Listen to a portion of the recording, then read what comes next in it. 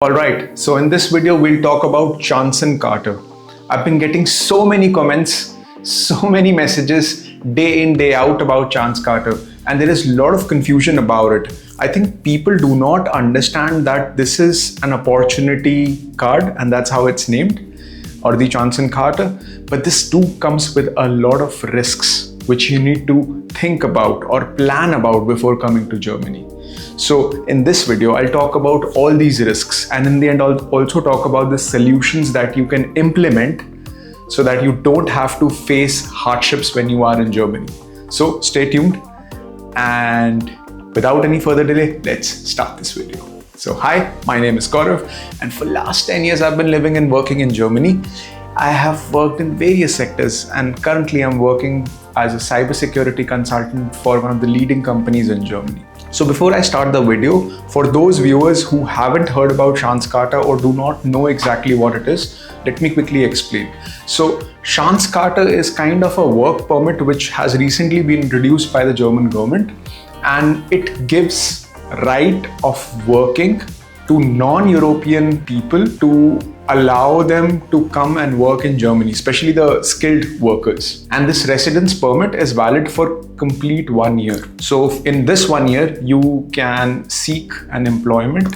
And once you have found an employment, you can convert this Chancenkarte or opportunity card into something known as a residence card or a blue card, depending upon, of course, your salary. And this Chancenkarte is basically based on various point systems. So based on your qualifications, based on your ties to Germany, based upon how is your language proficiency or professional experience, how many years you've been working, if you're working in a high demand sector or not. All of this then cumulatively accounts into calculating the point system in the Chancenkarte. Now, the second question you might ask is how to apply. So don't worry, I'll just put the link of the website in the description below so you can check it out later.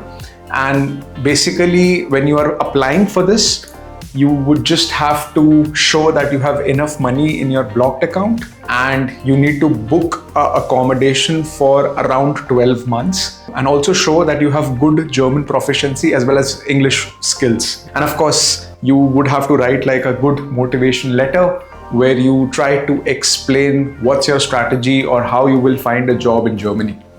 So this is a very high level overview of what Chancenkarte is, how you can apply. There are tons of videos on internet, so I'm not going to bore you with more details on this. Let's come to the juicy part of the video, the risks.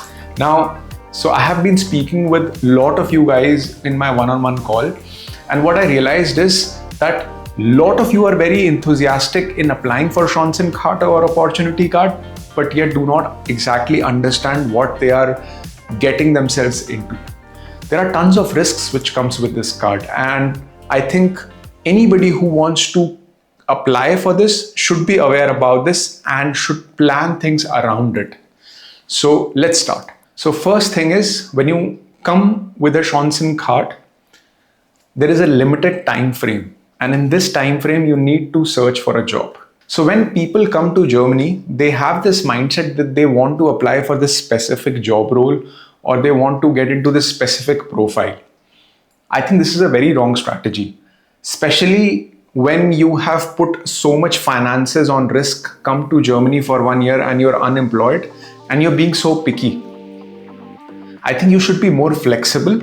You should try to profile yourself into at least 4 to 5 job role types. So for example, if you are somebody who has been an IT project manager, then your profile can be also suited for maybe working as a IT product manager or a IT product owner or a scrum master or maybe innovation manager or maybe software development manager.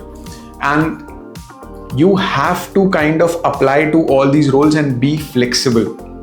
Even if you do not get a position which is of same stature what you had in India or in your country, still I would say be flexible, because there is a lot on stake, and to be picky could be risky for you here. Now, second thing is language. And time again, what I have noticed with the applicants is that they take this requirement very lightly. Now, you might have heard that German language is a problem, but maybe you do not understand how big of a problem it is.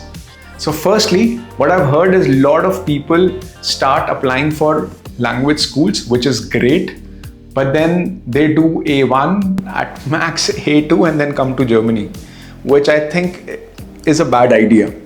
Well, when you come with such a low proficiency of German language, and if your job profile which you're looking for is not a high demand job or in an IT sector where you could get an English job easily, this can make your job search very hard for you, because many times you will see that the employees would ask for German skills at least up till B1, B2 level, and they would expect you to sometimes speak in the interviews. And this is mostly because of the culture fit part. Even if your job profile is in English, they want that you should be able to communicate with other colleagues in the office, and that's why this requirement is there. Also, navigating yourself through the bureaucratic processes in Germany, because once you arrive here, there will be a lot of letters coming to you, and the language they mention is not A1, A2, B1, B2. It's very hard. It's German bureaucratic level language, how the same kind of language which you probably would see also in English on a contract. And in most cases, they will give you a letter with which you would have to go to a government office and speak with them in German. And if you have a low proficiency, this could be very intimidating. I've been there, trust me. This could be really hard. In some cases, they might not even like to talk to you if they feel that your German proficiency is not good.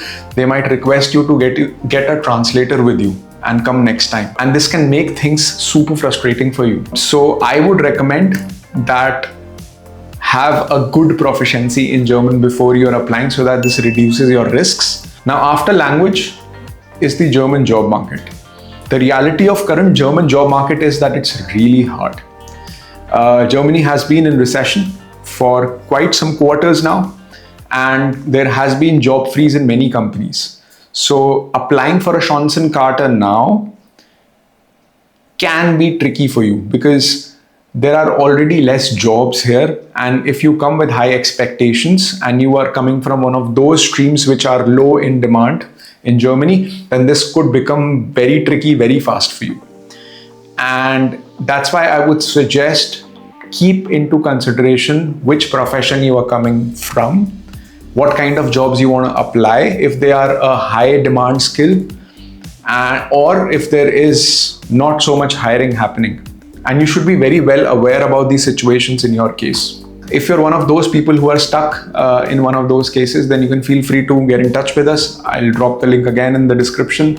If you want to have a one-on-one call with me, we can have it, and I can help you to inform about if the job you're looking for is actually in demand or not in Germany. The next thing is German expenses. And many people come to Germany with a limited budget.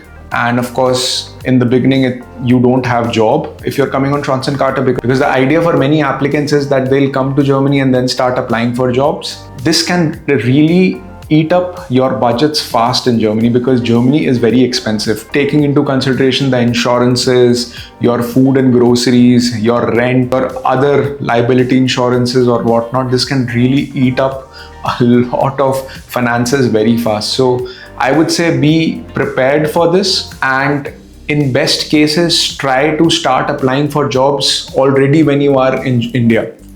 Don't wait till the point that you are in the country and then you start applying. In many cases, I've also seen that the people get a job even before they get the Chancenkarte, which is fabulous if this happens to you. But in many cases, this does not. But nevertheless, the experience of getting interviews or the feedback loop starts early, and then you can improve. By the way, we also prepared a video where I explained exactly how German style CVs are prepared. And if you are interested, then you can look at one of the videos here. I'll put it in the card and also in the description. Last but not least, the housing. It's an absolute nightmare. I mean, searching for housing in Germany at this point of time, especially in big cities where there is extreme high demand, is super hard right now. I've seen long queues of people for every time a house, new property is listed, and people are called to have a look. And in most cases, the landlords have more power than you. So they prefer to choose somebody who is already in the country and earning well. And because they ask for your profile, they ask for your salary slips, they want to make sure that if you would be able to pay the rent on time or not. And when they see somebody coming from outside India and they do not have a job, then this is like a red flag for them.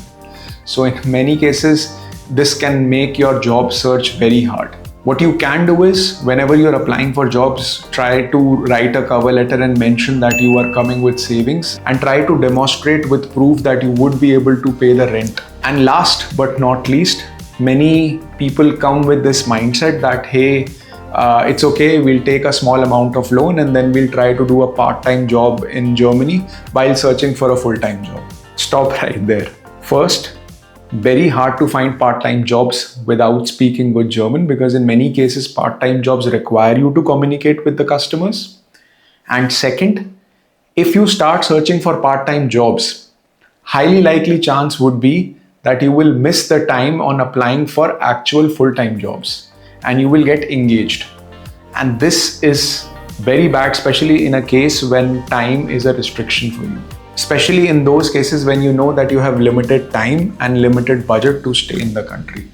I think wasting time on doing part-time jobs which are not relevant to your career or your expertise or skills or the job which you want to do are simply pointless, and I do not recommend you do that. Instead, try to search for those jobs which are more relevant to you, which can give you good skills and maybe help you to get a full-time position. And this could be maybe internships in a field which is more related to your skill sets. And that's it. These are a couple of risks which I think you should consider before applying for Chancenkarte or coming to Germany. If you keep this in mind and try to do and mitigate these risks, your life would be much easier in the country. If you have any further doubts or feedback, feel free to write them in the comment section below. And if you would like to have a one-on-one talk with me regarding your career, job, or life in Germany, I'll put a link in the description. Feel free to get in touch with me and we can help you strategize and sort your career in a better way. We are also going to launch a course soon which would talk about how to find a job in Germany, especially for expats, where I have listed down all the things which you would require as an expat to find a job in Germany, including my bonus tips about English jobs or CV templates or cover letters or how to crack interviews. All of this has been compiled in this course. It would be getting launched in couple of weeks, so look out for that. And if you're interested for this course specifically, you can also mention in the comment below. Whenever the course launches, I will make sure that I put the link of the course in the section. And that's it. I wish you best of luck and I hope your journey is full of inspiration and good moments. Till then, that's Gaurav. Auf Wiedersehen.